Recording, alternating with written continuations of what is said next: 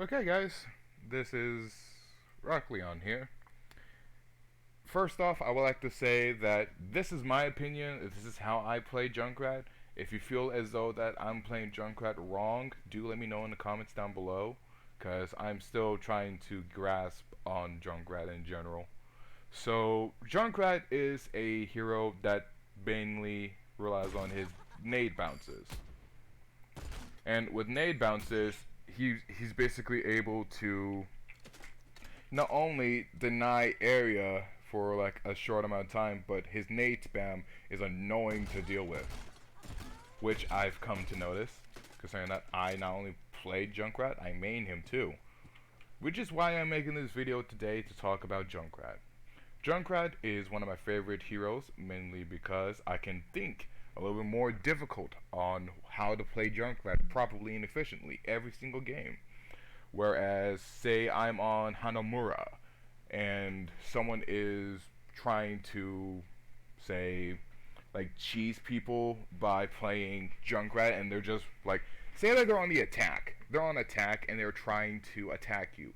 What you're trying to do is you're basically trying to gain not only the aggro from both DPS and tanks, but you're also gaining like nothing out of it because they probably position themselves like out of sight for you, so your bombs are basically pointless and useless to them.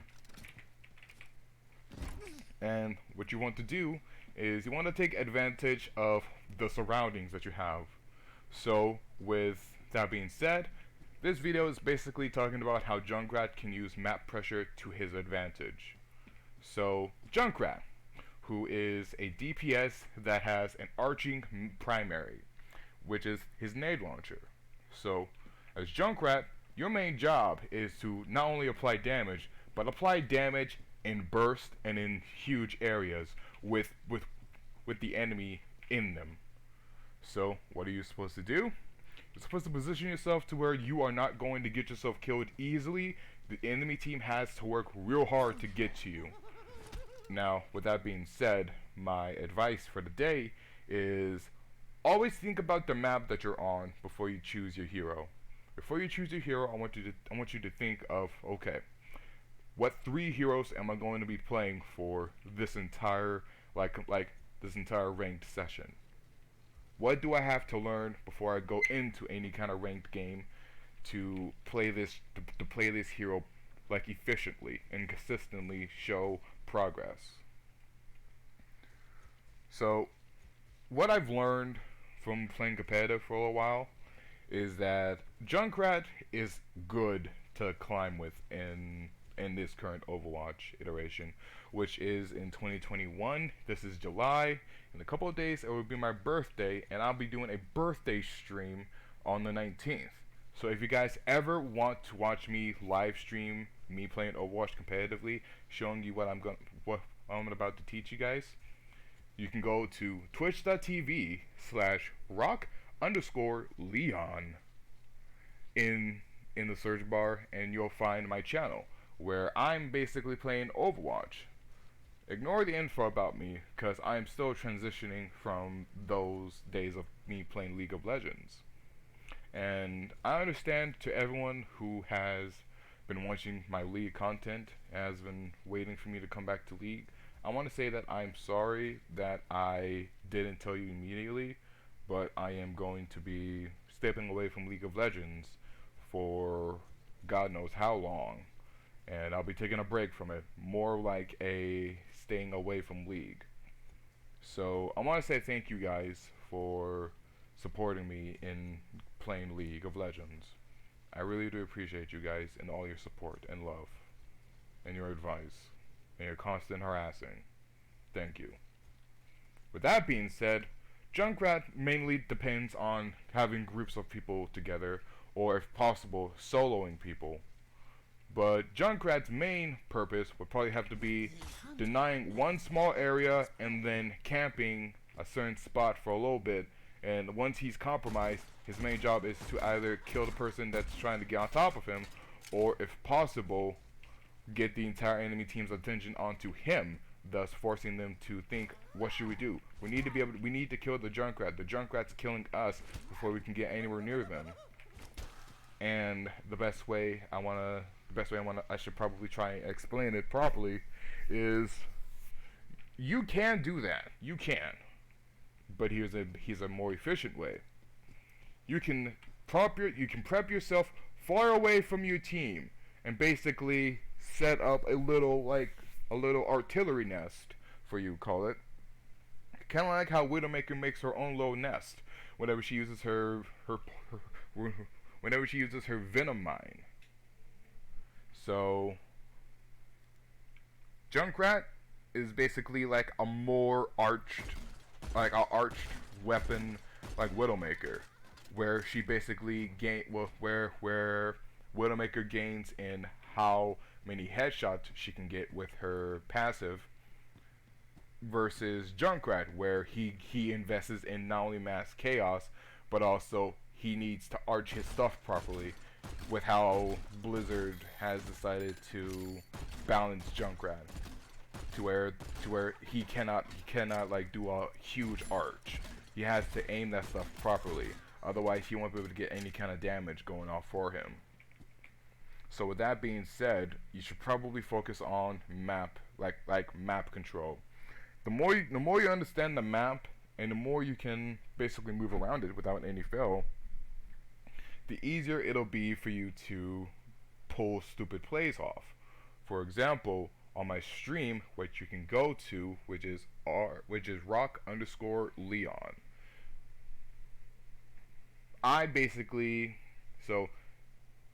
It was on Numbani where I got pushed off. So I came back, I got knocked under everyone, and then I came back up not with my ultimate, but I used one of my satchel charges to boost me up. I got the high ground temporarily. I killed a Myra and I killed a Zarya on my way down with my satchel charge and me using my primary. So with that being said, I still had one more charge.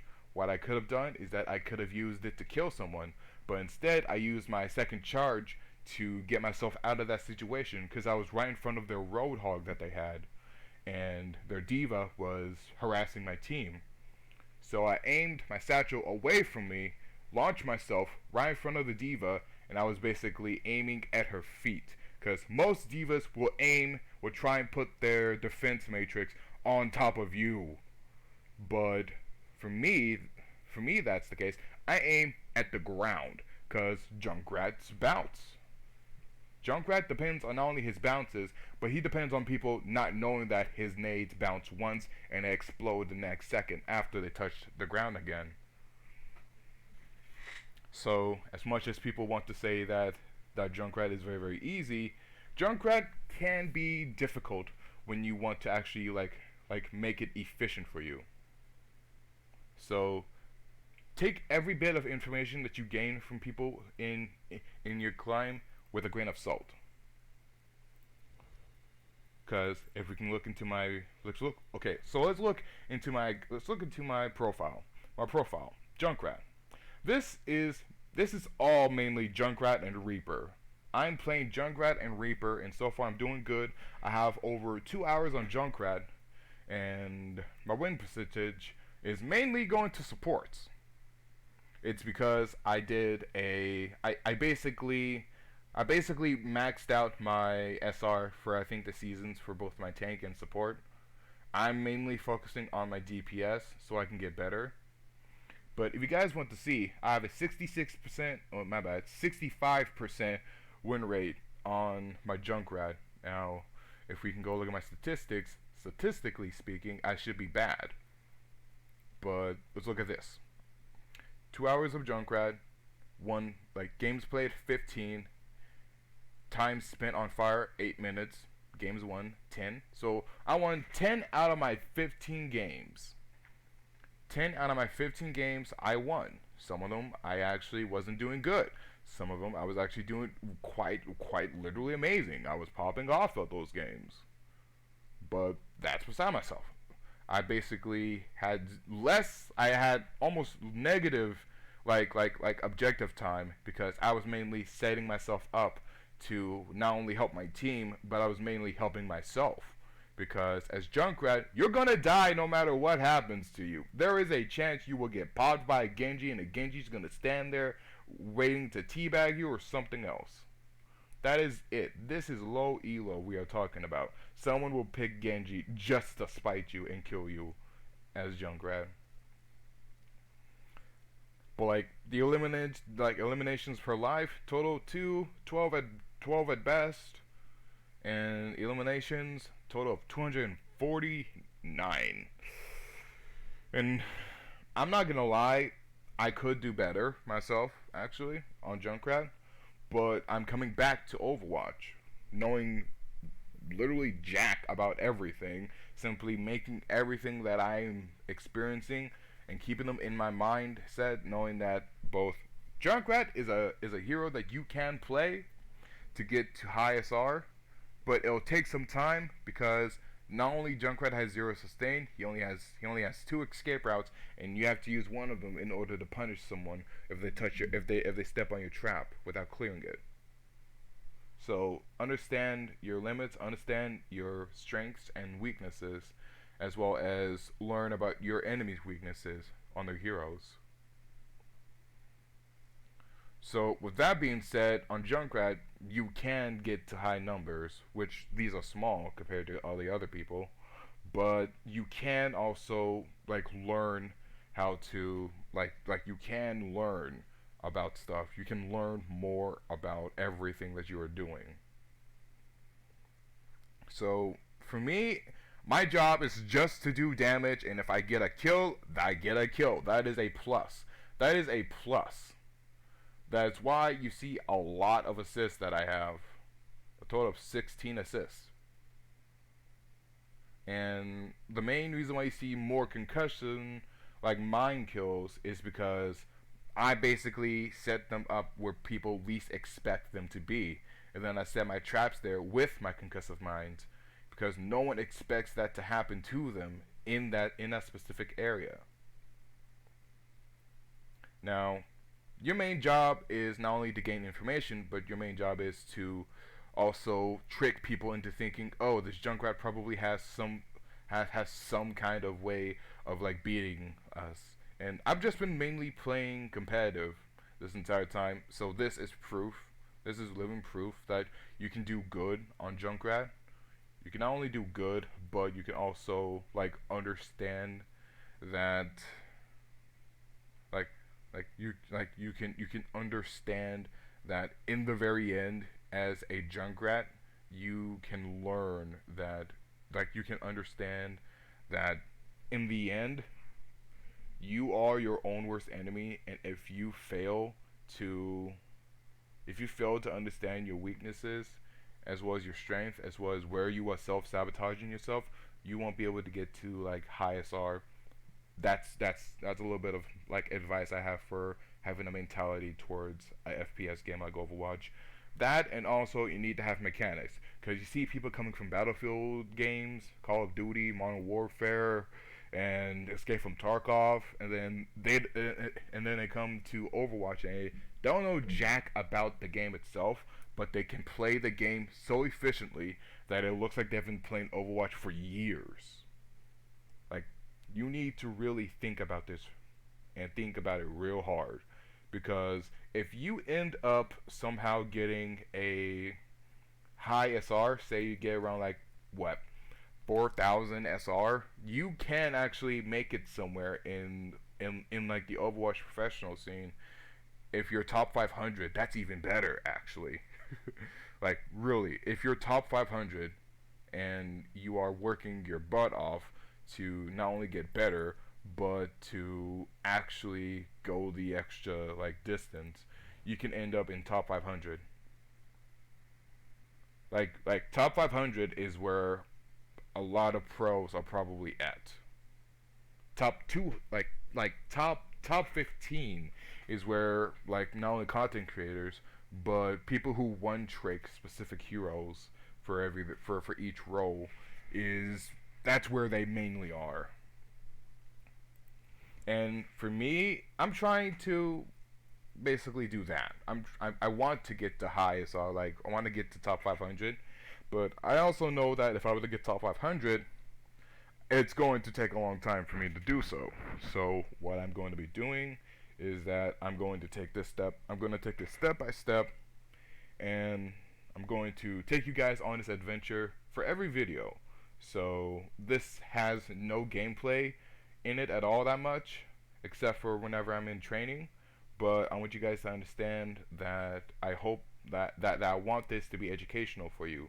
I don't want this to be another way to get out of low SR. I want this to educate you a little bit about Overwatch. If you're new, kind of like me, coming back to Overwatch after not playing it for a while, I want you to really give it some thought on what you want to do in Overwatch. What is your main plan that you come here to Overwatch to do? What are your 3 heroes that you're going to main for each role? For each role, have 2 to 3 heroes to go back on.